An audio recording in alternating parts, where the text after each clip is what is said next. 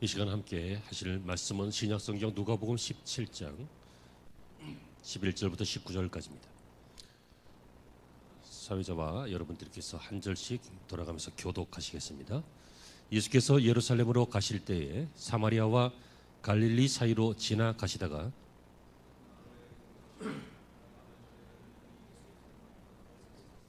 소리를 높여 이르되 예수 선생님이여 우리를 불쌍히 여기소서 하거늘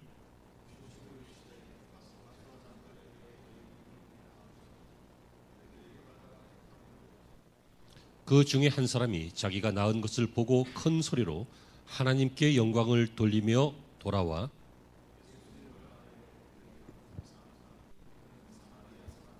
예수께서 대답하여 이르시되 10사람이 다 깨끗함을 받지 아니하였느냐? 그 9은 어디 있느냐?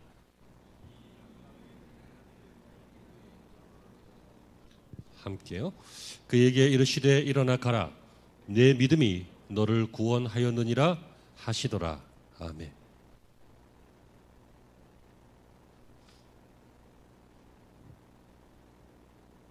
자, 우리 제목을 함께 읽을까요? 다 같이요. 시작. 감사를 기억하는 사람. 이 사람을 보라라고 하는 제목으로 주제로 성경의 10명의 사람들을 살펴보았습니다. 10번째 시간인데요. 마지막 시간입니다.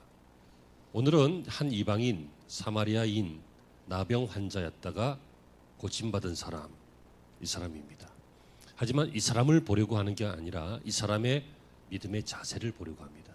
그는 어떤 사람이었습니까? 감사를 기억하는 사람이었습니다.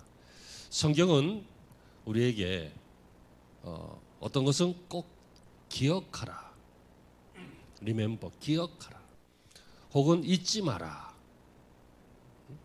don't forget, 잊지 마라. 두 개 똑같은 말이죠. 그러니까 기억하라 이렇게 한 게 있고, 예를 들어 이런 것입니다. 시편 103편 2절에 내 영혼아 여호와를 송축하며 그의 모든 은택을 잊지 말지니라. 이 잊지 말라라고 하는 말이 성경에 너무너무 많이 나옵니다. 또 예컨대 반대로 어떤 것은 잊어라, 기억하지 말아라 하는 것도 있습니다. 예컨대 이사야 43장 18절 보면요, 너희는 이전 일을 기억하지 말며 옛날 일을 생각하지 말라 이렇게 합니다. 그러니까 지혜로운 인생은 어떤 인생입니까? 하나님께서 잊지 말라 하는 것은 잊지 말고 기억하고, 잊어라 하는 것은 덮어두고 잊고, 그것이 지혜로운 인생입니다. 근데 반면에 어리석은 인생은 거꾸로 하죠. 잊어야 행복한데 잊지 않고 마음에 한처럼 박아둡니다. 이 한, 이 동양사상인데 한, 여러분 그 한을 품고 있으면 5, 6월에 서리가 내립니까? 4월에 눈은 오더라고, 어제 보니까. 여러분 그것은요 그냥 강조하려고 하는 말이지 5, 6월에 서리가 오는 게 아니라 한을 품고 있으면 한 품은 사람만 가슴 아픕니다. 아무도 안 알아줘요. 다른 사람들이 그거 잘 안 봐줘요. 잊어야 돼. 반면에 받은 은혜, 받은 감사, 받은 어떤 선하고 좋은 것, 받은 구원, 받은 사랑, 이런 것을 잊으면 사람이 아니라 짐승처럼 될 때가 있습니다. 배신하고 배반하고 뭘 지각하고 뭘 상식하고. 오늘 설교의 주제는 이미 나왔습니다. 여러분, 저와 여러분들은 감사를 기억하는 좋은 신앙인이 되었으면 좋겠습니다. 어떤 한 여성이요, 자매가, 신혼인 자매가 아이를 출산하다가 그만 쇼크가 와가지고 이렇게 사경을 헤맸어요. 겨우 깨어났는데, 아이도 무사히 건졌고 겨우 깨어났는데 그만 단기 기억상실증이 걸린 거예요. 이 쇼크가 코마에 빠져가지고 회복을 못하고 있다가 겨우 깨어나긴 했는데 내가 누군지를 모르는 거예요. 자기 남편도 못 알아봐요. 자기가 애기 낳다가 그랬다는 것도 몰라요. 기억이 나간 거. 근데 이상하죠. 신앙생활 한 거는 기억이 나는 거예요. 성경 암송했던 거 기억나고, 그리고 찬송가는 기억이 나고, 그리고 병문안 온 목사님은 기억이 나. 자기 남편은 기억이 안 나는데 목사가 기억이 나. 이 참 황당한 일이죠. 근데 말씀이 기억나고 찬송이 기억나니까 말씀 보고 찬송하고 이렇게 하면서 시간이 많이 흐르니까 결국 차츰차츰 단기 기억 상실은 조금씩 어떤 계기가 생기면 회복이 된다 그래요. 그래서 회복하게 되었어요. 그래서 믿지 않았던 이 자매의 남편도 이 완전히 바보처럼 된 아내가 이렇게 고침받으니까 회복되니까 너무 감사해서 하나님 앞에 헌신하게 되었고요. 그래서 나중에 이분이 목사님이 되었고 이 자매는 사모님이 되었어요. 여러분 이렇게 기억할 거를 기억하는 것은 굉장히 중요해요. 여러분 어떤 일이 있더라도요. 여러분들이 혹시라도 그런 일이 없기를 축원합니다. 하지만 혹시라도 뭐 치매가 온다든지 뭐 기억이 오락가락한다든지 그래도 신앙 고백은 꼭 기억나시기 바랍니다. 우리 하나님은 기억나시고 우리 십자가의 예수님은 기억이 나시고 그리고 교회가 기억이 나고 말씀이 기억나는 그런 은혜가 여러분들에게 있었으면 좋겠습니다. 오늘 본문으로 돌아가 보면요. 이 10명의 나병 환자가 한센씨 병 그 나병 환자가 있었는데 예수께서 이미 많은 병자들을 고치셨다는 소문을 듣고 그 유대인의 선지자로 온 예수라고 하는 양반이 있는데 그 양반한테 가면 고쳐줄 거야 라고 하는 기대감으로 아직 선지자, 메시아, 하나님의 아들 이렇게까지는 여기지 않았어요. 아주 용한 사람. 그래서 오늘 본문에 뭐라 그래요? 예수 선생님이요 그러잖아. 예수 선생님이요 하면서 우리를 좀 고쳐달라고. 왜? 지난번에도 다른 사람 고쳤다는 소문이 있으니까 이런 의도로 주님께 왔어요. 그랬더니 예수께서 가서 제사장에게 보여라.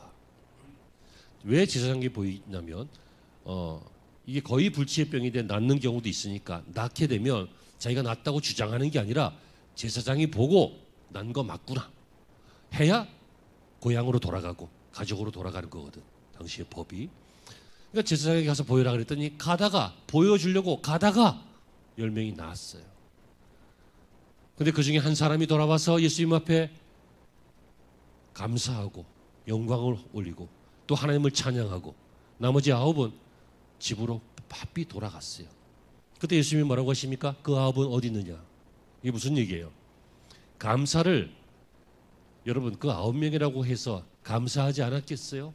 고맙지 않았겠어요?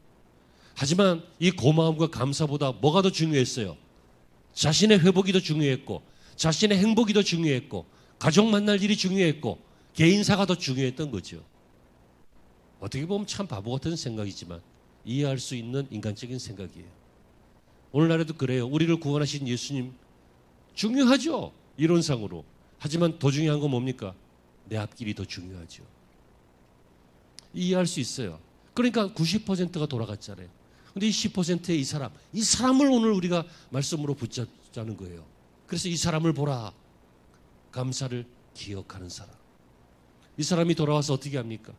하나님께 경배했어요. 이 일을 한 것은 용한 점쟁이가 아니라 하나님의 아들이다. 이런 신앙 고백을 한 거예요. 그래서 오늘 읽으신 본문 19절에는 어떻게 끝납니까? 가라, 내 믿음이 너를 구원하였느니라. 이 사람은 못 만난 것이 아니라 믿음으로 주님을 바라보았기 때문에 구원까지 받게 되었어요. 할렐루야. 그러므로 여러분 오늘 우리가 이 세 가지를 볼 텐데요. 이 세 가지를 꼭 기억하시고 간결하게 메모하시고 마음에 담아두셨으면 좋겠습니다. 이 사람이 어떻게 이렇게 할 수 있었느냐? 첫째로 과거를 잊지 않았기 때문에 그래요. 여러분 우리는 과거를 잊지 말아야 돼요. 과거 중에도 나쁜 과거가 있겠지만 그거 말고 잊어야 할 과거가 있어요.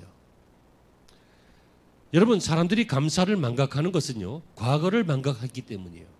이 사람이 조금 전까지만 해도 어떤 사람이었어요? 나병 환자였어요. 조금 전까지 어떤 사람이었어요? 사람 취급 못 받았어요. 조금 전까지 어디에 거했어요? 성내에 거하지 못하고 성밖 골짜기에 멀찌감치 있었어요. 조금 전까지 어떤 사회적인 입장이에요? 사람들에게 전염되는 병이기 때문에 사람들이 지나가면 일부러 소리쳐요. 나는 부정하다. 나는 부정하다. 이게 뭔 얘기예요? 난 더럽다 그 얘기예요. 그래서 사람들이 저 사람 전염병 환자구나 하고 피해갈 수 있도록 그렇게 해야지 은근히 사람 속에 섞이면 돌 맞아서 죽어요. 조금 전까지 자기는 어떤 사람이었어요? 사람이 아니었어요. 제거 대상이었고 소외된 사람이었고 쓰레기 같은 사람이었어요. 더군다나 이 예수라고 하시는 분은요, 유대인의 선지자로 왔어요. 근데 이 사람 오늘 읽어보니까 누구라 그래요? 사마리아인이다 그랬어요. 여러분, 유대인과 사마리아인들은 상극이에요. 서로 인정하지 않아요. 왜냐하면 유대인들이 사마리아인들을 개와 돼지처럼 여기기 때문에. 그래? 그러면 우리도 그런다 하고 서로 이렇게 배척될 수밖에 없죠. 그런데 그럼에도 불구하고 환자의 세계에서는 똑같아요. 유대인인 게 뭐 중요하고 사마리아인인 게 뭐 중요해? 어차피 다 집에서 다 쫓겨난 것들인데, 그래갖고 밖에서 죽기만 기다리고 있는 사람들인데 비참하잖아요. 근데 예수님께서 자기 그 유대인의 왕으로 오셨는데, 선지자인데 사마리아인이 나를 고쳐주실까? 이 유대인 환자들은 불쌍하니까 고쳐줄지도 모르겠지만 그랬는데 고쳐주셨어요. 똑같이. 다윗은요, 평생을 감사함으로 살았어요. 그도 허물이 많고 죄도 많았지만. 사무엘하 7장 18절을 읽어보시면요, 다윗 왕이 여호와 앞에 들어가 앉아서 이르되, 참 중요한 말입니다. 다윗 왕이 여호와 앞에 나아가 이르되 뭐라고 합니까? 주 여호와여, 나는 누구이오며 내 집은 무엇이기에 나를 여기에 이르게 하셨다이까. 여러분, 왕이 이 정도로 겸손하기가 쉽습니까? 왕은 무치다 이런 말 들어보셨어요? 왕은 부끄러움이 없는 거예요. 원래 인간 세상의 권세자는 부끄러움을 몰라요. 왜? 사람들이 다 훌륭하다고 하니까, 다 완벽하다고 하니까. 그래서 왕이 아니라 그냥 왕자만 돼도 그렇고, 왕자가 아니라 왕자 친구만 돼도 그렇고, 왕자 친구가 아니라 왕자 친구를 아는 사람만 돼도 목이 뻣뻣해지잖아. 사람은요, 겸손하기가 참 쉽지 않아요. 그 이유는 뭡니까? 과거를 잊어서 그래요. 다윗은 왕이기 전에 그냥 초라한 목동이었어요. 다윗의 아버지도 사무엘이 왕감이 이 이새의 집안에 있다 그러니까 다른 아들들 막 보여주면서 이 중에 있는 찾아보라고 다윗은 빼놨어요. 아예. 왜? 떨거지 같아 보였으니까. 다윗이 뭐라고 합니까? 내가 무엇이 간데, 내가 누구이건데, 내 집은 무엇이 간데 여기에 이르게 하셨나이까. 그래서 겸손한 왕이 됐던 거예요. 그래서 겸손한 왕이라서 나단 선지자가 책망할 때 울 줄 알았던 거예요. 선지자가 책망하면 건방진 것이 어디 왕 앞에 이러기 쉽지 않아요? 누군가 바른 소리 하면 저 사람이 저게 나를 뭘로 뭐 그런 마음 들기 쉽지 않아요? 여러분, 제발 우리는 죽기 전까지 한평생 과거를 기억하는 마음을 가져야 돼요. 이 말은 무슨 얘기예요? 과거에 내가 누구냐 그거예요. 과거에 내가 누구예요? 사도 바울이 정확하게 말하고 있어요. 뭐라고 하냐면 에베소서 2장 11절 이하예요. 그러므로 생각하라. 생각하라 그러죠. 잊지 말라 그러죠. 기억하라 그러죠. 그러므로 생각하라. 너희는 그때 육체로는 이방인이요. 우리가 누구라고요? 이방인이라고요. 구원받을 자격이 없는 사람이라고요. 그리고 손으로 할례를 받은 무리라 칭하는 자들로부터 할례를 받지 않은 자들이라 칭함을 받았다. 다시 말하면 유대인에게 저 할례도 안 받은 더러운 인간들, 더러운 민족, 이렇게 취급받은 사람들이었고, 그리고 그때의 너희는 그리스도 밖에 있었고, 그리고 하나님 나라 약속의 언약에 대해서는 외인이었고, 외인, 바깥 사람이었고, 세상의 소망이었고, 하나님도 없는 자였더라. 우리가 누구라고요? 이방인이요, 무할례자요, 죄인이요, 외인이요, 소망 없는 사람이요, 지옥 갈 사람이었다, 그 얘기예요. 그런 내가 무엇이건데 예수께서 친히 오셔서 그 십자가에, 이번 주부터 고난주간이 시작되는데 그 십자가에 달리시면서 우리를 위하여 하나님 저희를 용서해 주세요. 저 사람들이 뭐 하고 있는지 지금 잘 몰라요. 아버지, 내 영혼을 받아 주옵소서 하면서 우리를 위해 대신 돌아가셨냐는 거예요. 몰라요. 이것을 내가 안다 그러면 그건 착각이에요. 우리는 사랑받을 자격 없고 왜 구원받았는지 몰라요. 단지 하나님의 측량할 수 없는 크신 은혜와 예수님의 십자가의 희생이 믿어지게 하셨어요. 믿으십니까? 그래서 이 믿어지는 것이 세뇌돼서 믿어지는 게 아니라 세상 사람들이 말하는 것처럼 교회 많이 다니다 보니까 저절로 아니라 아바 아버지라고 고백할 수 있는 것은 내 안에 성령이 계시기 때문이다. 성경이 분명히 말하고 있어요. 이 말은 무엇입니까? 하나님의 살아있는 영이 보신 영상처럼 생명을 살리는 영이 우리에게 신앙 고백을 하게 하셔서 우리로 하여금 하나님의 자녀가 되게 하셨는데 이게 없었다면 우리는 누구라고요? 외인이요? 이방인이요? 저주받을 사람이요? 소망 없는 자요? 하나님 없는 자였단 말이에요. 그걸 기억해야지. 그걸 잊지 말아야지 감사가 되죠. 하나님 나 구원하셨으면 그건 감사해요. 됐어요. 그리고 끝나는 거 입 싹 닦아요. 진짜 나쁜 사람 아니에요. 어떤 사람이 여러분들을 위해서 신장을 기증했다든지 안구를 기증했다든지 간을 기증해서 여러분들이 죽어야 되는데 살았다면 여러분 그 사람 생각할 때 고맙지 않겠어요? 몸만 살려도 그런데 몸과 함께 영혼까지 살린 이 나병과 함께 내 믿음이 너를 구원하였다고 영혼까지 구원해 주신 그 하나님의 감사를 예수님의 감사를 기억하기 위해서는 뭐가 필요하다고요?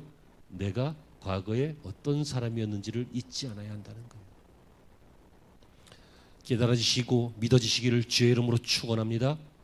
두 번째 우리가 감사를 기억해야 할 이유는요. 현재 감동적으로 살기 위해서요. 여러분 행복하십니까?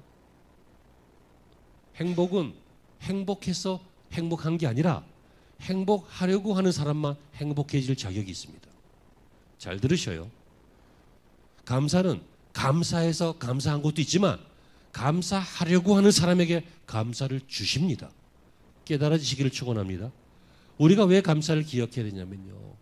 현재의 삶에 감동이 있어야 돼요. 다시 말하면 쉽게 말하면 좀 행복한 삶, 의미 있는 삶, 뜻깊은 삶, 감동 있는 삶, 살만한 삶, 사는 게 기쁨이 되는 삶, 그런 삶을 살아야 돼요.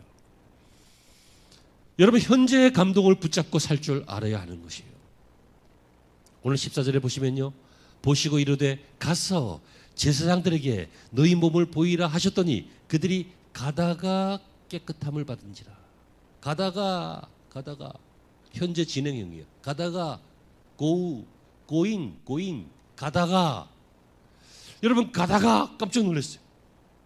가다가 보니까 가는데 다른 거야 막. 서로 나는 나 못 보지만 얼굴 쳐다보니까 다른 거야. 깜짝 놀랐어요. 여러분 틀림없이 이 9명 이 사람도 놀랬고 감사의 마음을 있었을 것입니다. 그리고 가족들에게 먼저 왜 가족이 가장 중요하잖아.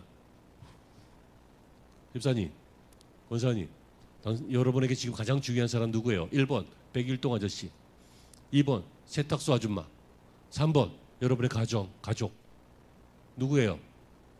당연한 거 아니에요. 그러니까 이렇게 좋은 일이 있으면 누구에게 먼저 얘기해요? 가족이지, 가족. 제가 나이가 자꾸만 먹어가나 봐. 뭐 사소한 일만 있어도 집사람한테 전화해서 이랬다, 저랬다, 그랬다, 막 보고하듯이 막 쭉, 그지? 요새 그런 거 같지? 그러니까 잘해 나한테. 내가 살 날이 얼마 안 남았나 봐. 나이를 먹어가나 봐. 그런 거잖아요. 그러니까 이 9명 이해할 수 있어요. 빨리 맞네. 그럼 빨리 제사장에게 가서 보이고 그리고 가족에게 가자. 그리고 고맙지 왜 안 고맙겠어. 그리고 그 나중에 천천히 언젠가는 예수님 찾아가서 그때 그 사람 나예요 하면서 고맙다고 얘기해야지. 이런 마음이 왜 없겠어요? 있겠지. 보통 일하면 다 있어요. 아 됐어. 이제 볼일 다 봤어. 이제 끝이야. 그런 사람이 어디 있겠어요. 근데 여러분 중요한 것은요. 이 한 사람은 어땠다고요? 현재 이 기쁨을, 현재 이 감동을, 현재 이 감사를 돌아와서 예수님 앞에 무릎 꿇고 감사하고 경배하고 예배했다는 거예요. 여러분 현재의 감동을 현재의 감사로 드리고 싶었던 사람, 이 사람이 바로 이 사람을 보라 10번째 주인공 사마리아 나병 환자였던 사람입니다. 사랑하는 성도 여러분, 사도 바울이요 데살로니가전서 5장 19절에서 성령을 소멸치 말라라고 했습니다. 성령을 소멸치 말라. 이 말이 뭐예요? 현재 성령을 충만해라. 무슨 얘기예요? 현재 하나님의 감동에 사로잡혀 있어라 그 얘기예요. 현재 믿음의 생각에 사로잡혀 있고 우리는 그거 생각할 수 없지만 성령께서 충만하시면, 내가 성령을 소멸치 않으면, 내가 죄에서 떠나가면, 내가 기도하면서 정결하게 하면, 내가 하나님을 의지하는 믿음을 가지고 있으면 성령께서 충만해지셔서 어떻게 돼요? 현재의 감동을 알게 하세요. 처음에는 몰랐는데 알고 보니 이게 감동인 거예요. 성시경의 노래처럼 넌 감동이었어. 막 모든 게 감동인 거야. 막 골치 썩이는 자식인 줄 알았는데 알고 보니 넌 감동이었어. 막 감동인 거야. 막 속썩이는 남편이나 부인 줄 알았더니 넌 감동이었어. 막 우리 교회에 어떤 김지수만 없으면 내가 행복할 텐데, 아니, 김지수 때문에 내가 얼마나 신앙이 컸는지 몰라. 김씨들 참 시험 들지 마요. 없는 성씨가 누구지? 탁집사. 탁집사 저것만 없었으면 내가 신앙생활 깔끔하고 행복하고 젠틀하게 했을 텐데, 저것 때문에 내가 그 사람 때문에 얼마나 신앙이 성장했어. 그 사람 때문에 얼마나 기도가 성숙해졌어. 감동이에요. 우리가 믿음만 있으면, 우리가 성령께서 충만하시면, 성령을 소멸치 않으면, 성령에 민감하면 우리는요 현재 행복하게 살 수 있어요. 감동적으로 살 수 있다. 아까 영상으로 보신 그분 이해할 수 있잖아요. 저도 이런 비슷한 감정이 있었어요. 참. 그런데 예수님이 오셔서 예수님께서 그 마음에 감동을 주시니까 그 죽이고 싶은 인간이 나보다 더 불쌍한 인간으로 보이는 거예요. 눈물이 나는 거예요. 마음이 울컥해지는 거예요. 여러분, 그런 인생은 좀 메마른 인생이 아니라 막 죽어가는 사람 봐도 뭐 그러네 뭐 이런 메마른 인생이 아니라 좀 감동적인 인생을 살고 싶지 않습니까? 그렇다면 감사를 기억하는 이 사람, 현재의 감동을 현재의 감사로 바꾸는 이 사람의 삶이 여러분의 삶이 되시길 바랍니다. 성령에 민감하는 얘기예요. 이자율에 민감하지 말고, 돈 버는 일에만 민감하지 말고, 학교 성적에만 민감하지 말고, 여자친구 치마 길이가 바뀌었네 거기에만 민감하지 말고, 정치에만 민감하지 말고 하나님에게 민감하냐고요. 하나님에게. 감사의 영성으로 한평생 살 수 있도록 현재 감동적인 인생을 추구하는 여러분들이 되시기를 바랍니다. 마지막 세 번째는요, 감사를 잊지 말고 살아야 할 또 하나의 이유는 그래야 미래의 소망이 있습니다.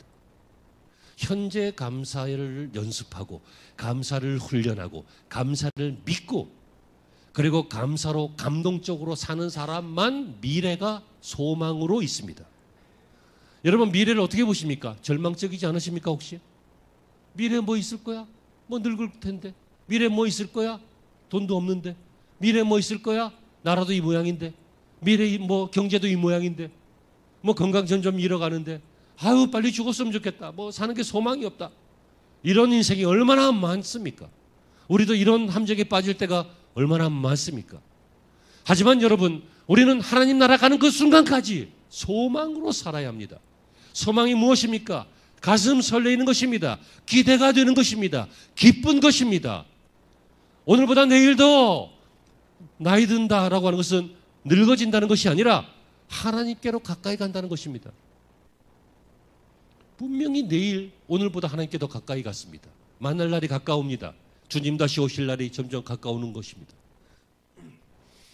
여러분, 어차피 살아갈 인생입니다. 행복하게 살아야 되지 않습니까? 나이 먹는다고 시간 간다고 불행해지면 되겠습니까? 약해지면 되겠습니까? 허술해지면 되겠습니까? 여러분의 미래가 탄탄해지고, 여러분의 미래가 든든해지고, 여러분의 미래가 소망이 있기를 주의 이름으로 축원합니다. 그러기 위해서는 과거의 나를 늘 기억하면서 나를 견제하고, 현재 주어지는 믿음의 감동들을 누리면서 현재 감동적으로 살아가야 이 감사가 훈련이 되어서 미래에도 소망으로 살아갈 수 있습니다. 그래서 스펄전 목사님이 뭐라고 하셨냐면요, 촛불에 감사하는 사람에게 주님은 달빛을 주시고, 달빛에 감사할 줄 아는 사람에게 주님은 찬란한 햇볕을 주시고, 찬란한 햇볕에 감사하는 사람에게는 영원한 천국의 빛을 주신다 라고 하셨다고요. 여러분, 작은 것 감사할 줄 알아야 돼요. 작은 일에 충성할 줄 알아야 되고요. 그냥 하는 거예요. 사람들은요, 큰 일이면 중요한 줄 알아요. 큰 일이면 중요한 게 아니라 여러분 작은 일이 중요해요. 왜입니까? 작은 일을 잘 해낸 사람이 반드시 큰 일을 해요. 작은 일도 실패하는데 큰 일을 주면 어떻게 돼요? 큰 일은 중요한 일이 아니라 그 인생의 무덤이 돼요. 아멘? 경제적으로 운영을 할 줄 아는 사람에게 돈이 몇십억이 있는 것은 굉장히 유익한 일이지만 허랑방탕한 인간에게 몇십억이 있는 것은 인생과 가정을 망치는 일이에요. 로또를 사도 복음을 위해서 사요. 죄송합니다. 한탕 하려고 사지 말고 로또 사고 90몇 %가 인생 망한대잖아. 사지 말라는 건 아니야. 그건 자유의지니까 알아서 해요. 하지만 한탕을 기대하면서 사지 말고 주님 내가 이거 하면 내가 반은 드리겠습니다. 뭐 이런 마음으로 산다는 거야? 선교사를 후원하겠습니다. 뭐 이런 마음으로 하라. 안 돼도 좋습니다. 안 되면 뭐 국민주택 짓는데 도움 된다니까 모르겠습니다. 뭔 얘기하다 옆으로 좀 지나. 이 스펄전 목사님의 말처럼요. 작은 것에 충성하고 작은 일을 하는 거예요. 그냥 하는 거예요. 그냥. 어떤 일은요. 하기 싫을 때 있어요. 여러분 운동해보면 그렇잖아요. 운동하려고 하면 나가기 전까지 얼마나 힘들어요. 근데 억지로 운동화 신고 나가면 그때부터는 이제 어떻게든지 운동이 되는 거야. 좀 걷다가 뛰다가 하다 땀이 나면 좀 보람도 생겨요. 그죠? 작심 3일이라고 3일째 얼마나 하기 힘들어요. 근데 3일을 이겨내고 4일째 넘어가면 좀 보람이 생기고 몸도 좀 적응이 돼요. 첫날은 막 다리 아프고 종아리 땡기고 죽겠더니만 할만해져요. 일도 그래요. 출근하기 싫을 때 많지. 하지만 일단 나가면 어떻게든지 일을 하죠. 과수원농사도 그러시잖아요. 얼마나 힘들어. 하지만 일단 시작하면 몇 시간 쭉 하시잖아요. 그냥 쭉 하시잖아요. 하고 나서는 어이구 허리야 그러지만 그런 거란 말이에요. 그냥 하는 거예요. 따지는 거 아니에요. 교회에서 무슨 일을 맡기면 그냥 하는 거예요. 뭐 보람이 있니 의미가 있니 이게 뭐 중요한 일이니 허찮은 일이 따지는 그냥 하는 거예요. 주님이 맡기신 일이니까 한다. 나이키 just do it. 그냥 하는 거라고. 하는 것. 무슨 말인지 몰라요? 나이키 선정 광고가 just do it이잖아. 그냥 하는 거라고요. 그냥 하는 거. 작은 일에 충성하는 거예요. 그러면 어떻게 된다고요? 미래에 소망이 있다. 사랑하는 성도 여러분, 말씀을 이제 끝낼게요. 혹시 록펠러라고 하는 사람에 대한 예화를 많이 들어보셨죠? 한국교회가 이 록펠러에 대해서 너무 11조 잘하고 축복받은 사람으로 그렇게만 자꾸 이렇게 예화를 사용해서 자꾸 오해의 소지가 있는데 이 사람은 명함이 있는 사람입니다. 명함이 있어요. 밝은 면이 있고 어두운 면이 있는 사람입니다. 이 사람은 사람들에게 더러운 자본가라는 평을 들었고요. 부를 축적하는 과정에서 불법적인 일을 많이 해서 악의 화신이라고도 불렸고요. 이 사람이 워낙 부를 독점하니까 이 사람 때문에 그 반독점범이 생긴 거예요. 지금도 독과점 못하게 하잖아요. 그죠? 왜냐하면 그렇게 하면 한쪽 기업이 독과점을 해버리면 그 시장을 지배하고 장난을 치니까 독과점 못하게 하고 견제하잖아요. 뭔 소리인지 모르세요. 그런 게 있어요. 이게 록펠러 때문에 생긴 개념이에요. 43세에 미국에서 가장 큰 회사를 소유했고요. 53세에 세계 1위의 억만장자가 됐어요. 지금의 환산 가치로 바꾸면 빌 게이츠의 3배 정도 된다 그래요.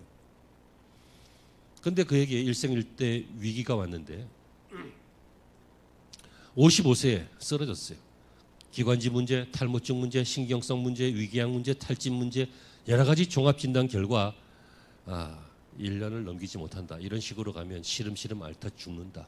의사가 그렇게 판단했다 그래요. 하루에 100만 불씩 버는 사람이었는데 좀 몇 달 있으면 죽을지도 모른다. 얼마나 허무해요. 자지도 못했고 먹지도 못했고 사는 게 무의미했고 돈도 소용이 없었고 아직도 바보들은 그래도 돈 많았으면 좋겠다 이렇게 생각하는 사람이 있는데 여러분 몇백억하고도 당신 목숨은 못 바꿔요. 왜냐하면 여러분들의 목숨은 예수님의 피로 사신 거예요. 내가 얼마짜리 인생이라고 재단하지 말아요. 월급 100만 원 받는다고 100만 원짜리 인생이 아니고 1억 받는다고 1억 인생이 아니라고요. 1억 벌어도 쓰레기짓 해서 1억 받는 사람이 있고 100만 원 벌어도 성실하게 땀 흘려서 믿음으로 100만 원 버는 사람도 있어요. 스스로 재단하지 말고 여러분들은 얼마짜리라고요? 예수님짜리예요. 세상과는 비교할 수 없어요. 근데 이 사람이 이렇게 되니까 이런 예화를 하면 그래도 좋으니까 록펠러가 됐으면 좋겠다 이런 생각하는 사람도 있는데 잘 들으셔요. 잘 걸러서 들으셔요. 의미가 없었어요. 그래서 그는 원래 이 침례교인이었는데요. 원래 어려서부터 신앙생활을 했어요. 엄마가 설교할 때는 맨 앞에 앉아라, 반드시 11조를 드려라, 주일 성수 반드시 해라, 이런 신앙의 지침을 잘 가르쳤던 사람이에요. 여러분, 교회 잘 다니고 신앙의 지침 잘 행한다고 꼭 훌륭하다는 건 아니에요. 의무로도 할 수 있어요. 의무로도. 한평생 의무로 록펠러는 11조 드렸고 그렇게 주일 성수했고 그렇게 했어요. 하지만 그때까지 더러운 자본가라고 욕먹으면서 그렇게 살았어요. 그런데 그렇게 몸이 다 망가지니까요, 드디어 회개가 시작됐어요. 회개하다가 그날 이후로 영적 지도자로 신뢰했던 프레드릭 게이츠라고 하는 목사님하고 의논하면서 내가 그동안은 의무로 11조하고 의무로 주일 성수하고 의무로 예배했는데 이제는 주님을 위해 11조하고 그래서 12조도 하고 13조도 하고 그래서 그때 만들어진 게 록펠러 재단이에요. 그때부터 정말 존경받을 짓을 한 거지 그 전까지는요 더러운 크리스천이었어요. 개념 없는 크리스천이었다고. 돈은 개같이 벌어서 정성까지 쓰자 그런 사람이었다. 여러분, 그는 98세까지 살았습니다. 그래서 지금 그에 대한 평가가 갈리는 것입니다. 더러운 자본가냐 위대한 자선가냐. 지금도 뉴욕은 이 록펠러 재단에서 뭐 전기와 상수도 뭐 이런 것들을 뭐 낸다는 이야기가 있던데 맞는지는 잘 모르겠습니다만 아무튼 많은 사람들을 후원했고 도왔고 기관을 세웠고 그렇게 했습니다. 그가 98세 죽음이 가까운 것을 느끼던 어느 날 그가 이런 기도를 드렸다고 합니다. 하나님, 제 인생의 전반기 55년은 쫓기듯 살았고 불행하게 살았지만 지난 43년은 정말 행복했습니다. 그날 이후로 저를 지켜주신 하나님 감사합니다. 이제는 제 사랑, 제 아내를 만나고 싶습니다. 이제는 여한이 없습니다. 주님 감사합니다. 이런 기도를 남기고 돌아가셨다고 그래요. 여러분, 여러분의 미래에 이런 소망이 있기를 바랍니다. 과거에 내가 어떤 사람인지 기억하면 감사할 수 있어요. 그렇죠? 현재 감동적으로 사는 사람들은 감사하는 사람들이에요. 그렇죠? 그리고 이런 감사가 가능한 사람이 미래를 두려워하지 않고 행복하게 소망을 갖고 살아요. 이러한 주인공이 우리가 되어야 되지 않겠습니까? 이러한 성도들이 되시기를 주의 이름으로 간절히 부탁하고 축복합니다. 기도하시죠. 하나님, 오늘 받은 말씀 우리가 잘 간직하게 하여 주셔서 종려주일에 우리를 찾아오신 예수님, 그리고 고난주간이 시작되는데 우리를 위해서 죽으시는 예수님, 그리고 부활절이 맞이하게 되는데 우리를 위하여 승리하신 예수님을 기억하며 감사하는 인생, 감사를 기억하는 인생, 잊지 않는 인생이 되게 하여 주옵소서.